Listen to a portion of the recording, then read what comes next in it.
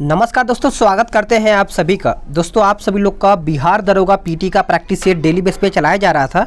अभी दरअसल क्या है कि एक दो दिन से थोड़ा सा प्रैक्टिस सेट अभी का नहीं आ पा रहा है, इसके लिए माफ़ कीजिएगा सभी लोग, थोड़ा सा बिजी हैं इस टाइम। लेकिन आज आप सभी लोग का शाम को जो आपका घटना चक्र का आधुनिक भारत का जो प्रैक्टिस सेट आपका यानी देखा जाए तो पॉइंट टू पॉइंट आपका जो चल रहा था इंपॉर्टेंट फैक्ट वो आपका चलाया जाएगा। आज का देखा जाए तो वीडियो नंबर 6 है। इसके पहले का 5 वीडियो ऑलरेडी अपलोड कर दिया गया है। अगर आपने नहीं देखा है तो उसको ज़रूर देखिएगा, ठीक है। तो चलिए इसको देख लेते हैं। बस आप इसको अच्छे से समझिएगा, ये सभी इम्पॉर्टेंट पॉइंट है। इसको आप एग्ज़ाम के दृष्टिकोण से देखा जाए तो सभी इम्पॉर्टेंट आपके लिए बन जाता है। पहला पॉइंट यानी शुरू से शुरू करते हैं। कहता है कि इरविन के जीवन काल यानी एलन कैंपबेल जॉनसन ने गांधी इरविन समझौते में महात्मा गांधी के लाभों को सांत्वना पुरस्कार कहा था, ठीक है। ये पॉइंट आप याद रखिएगा। अगला पॉइंट है कि 10 जून तथा 24 जून 1930 को साइमन कमीशन की रिपोर्ट प्रकाशित हुई थी।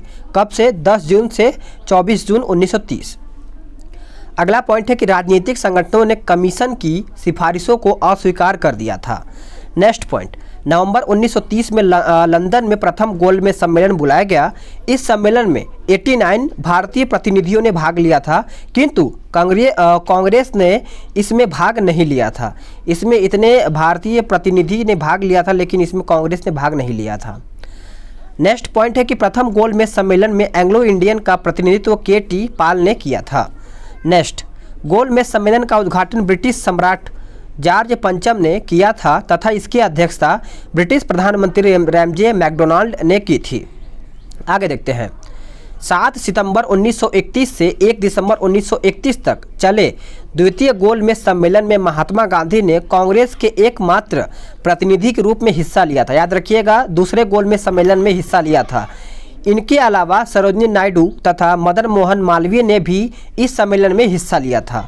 दूसरे में पूछा जाए तो तीनों का नाम याद रखिएगा, महात्मा गांधी, सरोजिनी नायडू और मदन मोहन मालवीय। आगे देखते हैं। गांधी जी एम.एच. राजपूताना नामक जलपोत से लंदन पहुंचे तथा वे लंदन के किंग्सले हॉल में ठहरे थे। कौन से हॉल में? तो किंग्सले हॉल में। Doctor Bhimrao Ambedkar, B R. अंबेडकर तीनों गोलमेज सम्मेलन में भाग लिया था। ये कई बार पूछा जाता है कि तीनों गोलमेज सम्मेलन में भाग कौन लिया था, तो बी.आर. अंबेडकर ने भाग लिया था। लंदन में तीसरा गोलमेज सम्मेलन 17 नवंबर 1932 से 24 दिसंबर 1932 तक चला। कांग्रेस ने इस सम्मेलन का बहिष्कार किया था। आगे देखते हैं। गांधी इरविन समझौते को मंजूरी देने के लिए वल्लभ भाई पटेल की अध्यक्षता में 26 से 31 मार्च 1931 को कांग्रेस का कराची अधिवेशन हुआ था। नेक्स्ट पॉइंट है कि कराची अधिवेशन में पहली बार कांग्रेस ने मौलिक अधिकारों और राष्ट्रीय आर्थिक कार्यक्रमों से संबद्ध प्रस्ताव पारित किया था। नेक्स्ट पॉइंट, कराची अधिवेशन की अध्यक्षता कौन किया था या फिर किसने किया था? तो वल्लभ भाई पटेल ने किया था, ठीक है। कराची अधिवेशन में कुछ लोगों ने विरोध करने पर गांधी जी ने कहा था, गांधी मर सकता है लेकिन गांधीवाद नहीं मर सकता। यह पहला अवसर था जब पूर्ण स्वराज को कांग्रेस द्वारा परिभाषित किया गया था। ये पहला अवसर था। अगला पॉइंट, वर्ष 1931 में भारतीय राष्ट्रीय कांग्रेस ने कराची अधिवेशन में पारित मूल अधिकारों तथा आर्थिक कार्यक्रम पर संकल्प पंडित जवाहरलाल नेहरू ने प्रारूप किया तथा M.N. रॉय ने इसमें सहयोग की भूमिका निभाई थी। चलिए नेक्स्ट पॉइंट देख लेते हैं। सुभाष चंद्र बोस ने भारतीय राष्ट्रीय कांग्रेस के कराची अधिवेशन यानी 1931 को महात्मा गांधी की लोकप्रियता और सम्मान की प्रकाष्ठा माना था या फिर माना है। नेक्स्ट पॉइंट, 16 अगस्त 1932 को रैमजे मैकडोनाल्ड ने अपने सांप्रदायिक अधिनिर्णय की घोषणा की, जिसे सांप्रदायिक पंचायत यानी कम्युनल अवार्ड कहा गया था। सभी इंपॉर्टेंट पॉइंट है, मैं आपको बार बार बोलूँगा, इसको आप जरूर एक बार पढ़ लीजिए या फिर मैं पढ़ रहा हूँ तो आप इसको सुन लीजिए, बहुत इंपॉर्टेंट है। यहाँ से ज़रूर आपका क्वेश्चन बनता है। वैसे भी आपका घटना चक्र देखा जाए तो इम्पॉर्टेंट फैक्ट ही छापता है, तो मेरे हिसाब से अगर आप देखते हैं तो आपको ही बेनिफिट मिलने वाला है। गांधी जी ने अपना पहला आमरण अनशन 20 सितंबर 1932 को यरवदा जेल में रहते हुए ब्रिटिश प्रधानमंत्री रैमजे मैकडोनाल्ड के सांप्रदायिक निर्णय के विरुद्ध प्रारंभ किया था। 24 सितंबर 1932 को पूना समझौता हस्ताक्षरित हुआ था। यानी कब हस्ताक्षरित हुआ था? तो 24 सितंबर 1932 को। आगे देखते हैं। दलित वर्ग की ओर से डॉक्टर अंबेडकर ने तथा हिंदू जाति की ओर से पंडित मदन मोहन मालवीय ने पूना समझौते पर हस्ताक्षर किया था। चलिए आगे देखते हैं।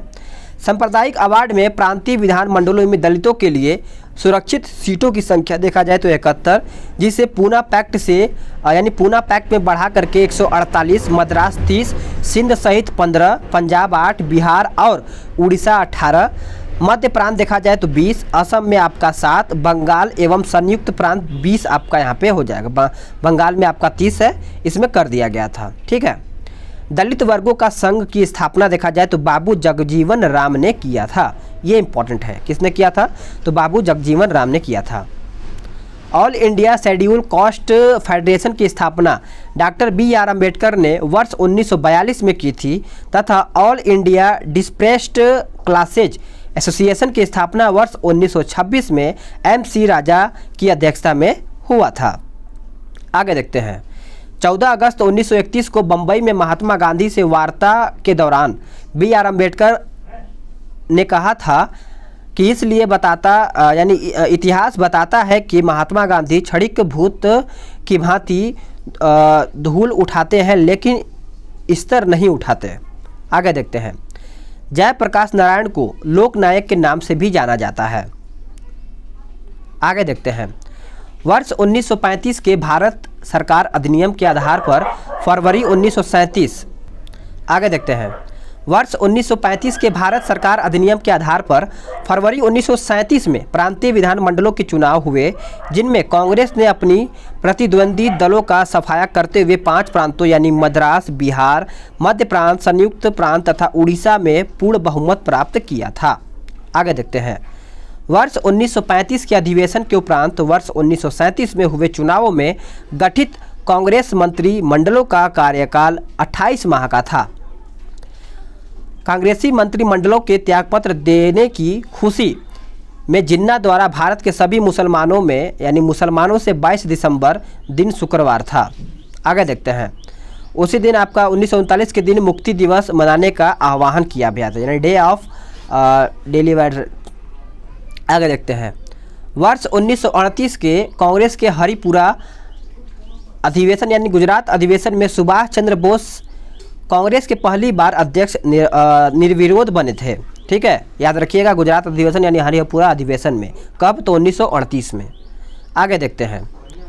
वर्ष 1939 के त्रिपुरी अधिवेशन में गांधी जी द्वारा समर्थित पट्टाभी सीतारमैया को पराजित कर सुभाष चंद्र बोस कांग्रेस के दूसरी बार अध्यक्ष बने, परंतु कार्यकारिणी के गठन के प्रश्न पर गांधी जी से मतभेद के कारण उन्होंने त्यागपत्र दे दिया, जिसके बाद डॉक्टर राजेंद्र प्रसाद कांग्रेस के अध्यक्ष बने थे।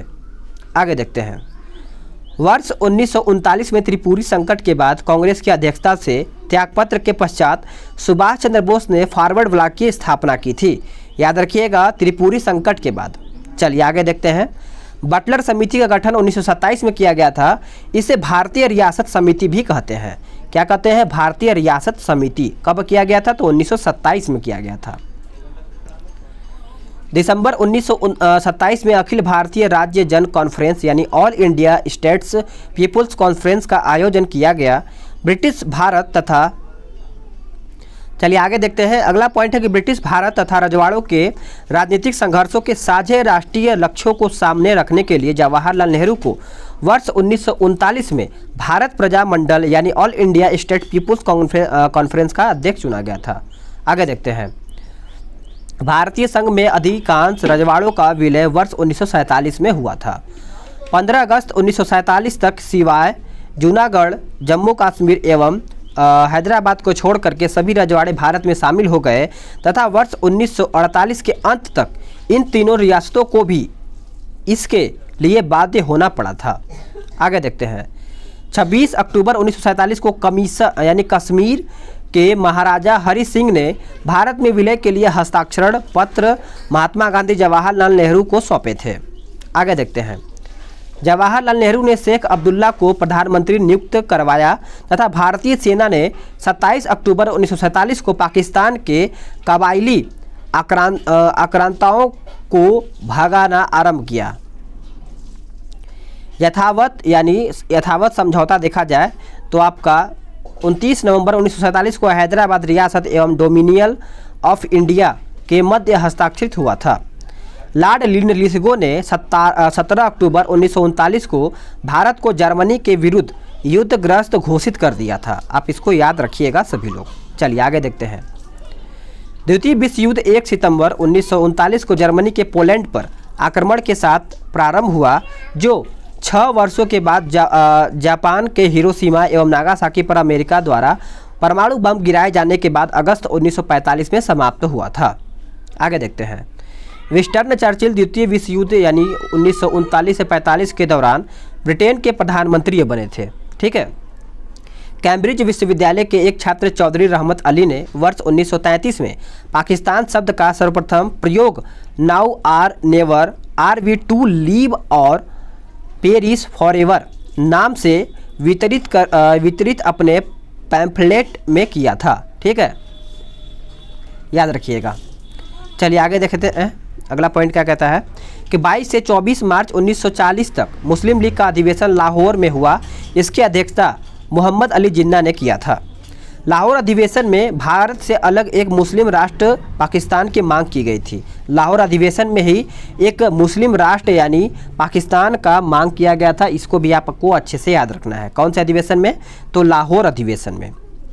सरोजिनी नायडू ने मोहम्मद अली जिन्ना को हिंदू मुस्लिम एकता का दूत कहा था। किसने कहा था? तो सरोजिनी नायडू ने। जवाहरलाल नेहरू ने अपनी पुस्तक डिस्कवरी ऑफ इंडिया के पृष्ठ 352 पर उल्लेख किया था कि मोहम्मद इकबाल ने उनसे मुलाकात के दौरान कहा था, आप नेहरू एक राष्ट्रभक्त हैं जबकि जिन्ना एक राजनीतिज्ञ है। कौन से पृष्ठ पे? तो 352 पे। ये इंपॉर्टेंट है, ये कभी भी एग्जाम में पूछा जा सकता है या फिर पूछा भी गया होगा। व्यक्तिगत सत्याग्रह की शुरुआत देखा जाए तो 17 अक्टूबर 1940 को हुआ था। विनोबा भावे प्रथम सत्याग्रही थे तथा पंडित जवाहरलाल नेहरू दूसरे थे। प्रथम कौन? विनोबा भावे, दूसरा जवाहरलाल नेहरू। आगे देखते हैं। अगला पॉइंट है, पॉइंट आगे देख लेते हैं। चलिए अगला पॉइंट देख लेते हैं कि सर्वोदय शब्द का प्रयोग सर्वप्रथम महात्मा गांधी ने किया था। विनोबा भावे द्वारा गांधी जी के आदर्शों के प्रचार के लिए सर्वोदय समाज की स्थापना की गई थी। महात्मा गांधी ने क्रिप्स मिशन प्रस्ताव को उत्तर तिथीय चेक यानी पोस्ट डेटेड चेक की संज्ञा दी थी। क्रिप्स मिशन के साथ कांग्रेस के आधिकारिक वार्ताकार पंडित जवाहरलाल नेहरू एवं मौलाना आजाद थे। वार्धा में 14 जुलाई 1942 को हुई कांग्रेस की समिति की बैठक में भारत छोड़ो नामक प्रस्ताव पास किया गया था 1942 में। आगे देखते हैं। इसकी अध्यक्षता तत्कालीन कांग्रेस अध्यक्ष अबुल कलाम आज़ाद ने ही की थी। ठीक है, याद रखिएगा। चलिए आगे देखते हैं अगला क्या कहता है। अगला पॉइंट है कि 7 अगस्त 1942 को बम्बई के ऐतिहासिक ग्वालियर टैंक में अखिल भारतीय कांग्रेस कमेटी की वार्षिक बैठक हुई, जिसमें वार्धा प्रस्ताव यानी भारत छोड़ो की पुष्टि हुई थी। नेक्स्ट पॉइंट, कुछ संशोधनों के बाद 6 अगस्त 1942 को प्रस्ताव स्वीकार कर लिया गया और भारत के स्वतंत्रता संघर्ष के तहत अंग्रेजों के विरुद्ध भारत छोड़ो आंदोलन प्रारंभ करने की घोषणा की गई थी। यह इंपॉर्टेंट है। 8 अगस्त 1942। 8 अगस्त 1942 को अखिल भारतीय कांग्रेस कमेटी की बैठक पंडित जवाहरलाल नेहरू द्वारा भारत छोड़ो प्रस्ताव पेश किया गया, जिसका सरदार वल्लभ भाई पटेल ने समर्थन किया था। ठीक है, याद रखिएगा। आगे देखते हैं। इस प्रस्ताव का आलेख स्वयं महात्मा गांधी ने नेहरू और आज़ाद से सहयोग से बनवाया था। ठीक है। Hindu Mahasabha, Communist Party of India, Unionist Party of Punjab एवं मुस्लिम लीग ने भारत छोड़ो आंदोलन का समर्थन नहीं किया था।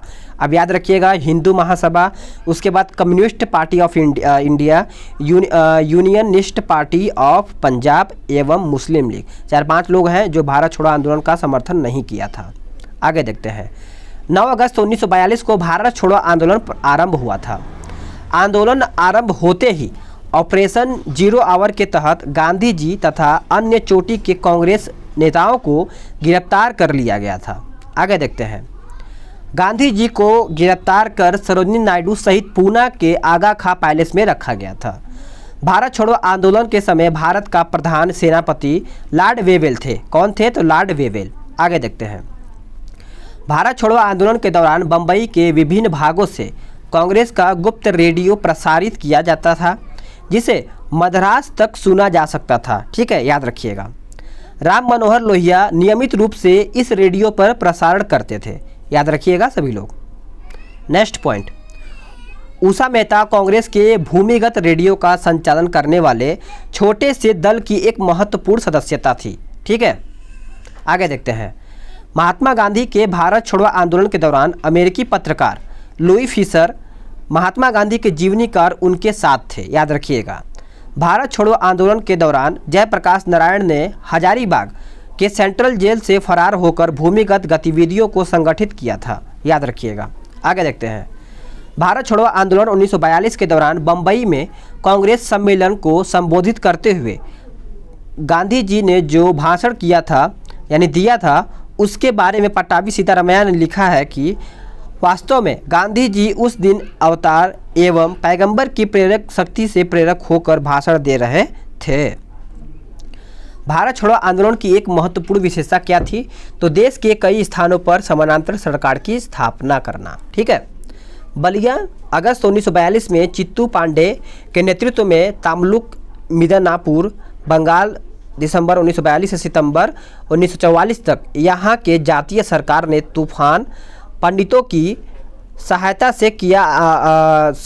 के लिए कार्यक्रम प्रारंभ किया था, यानी माफ़ कीजिएगा पीड़ितों के लिए। ठीक है, थोड़ा सा मिस्टेक हो जा रहा है क्योंकि रीडिंग करना थोड़ा सा मुश्किल होता है, क्योंकि मुश्किल तो देखिए होता नहीं है, क्या होता है कहीं भी कोई जो मिस्टेक हो जाता है आप समझिएगा, क्योंकि लगातार चीज़ों को पढ़ते पढ़ते कभी कभी थोड़ा सा मिस्टेक हो जाता है, वैसे थोड़ा वो चलता है।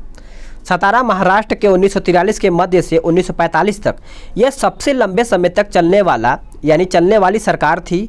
यहाँ पर प्रति सरकार के नाम से समानांतर सरकार स्थापित की गई थी।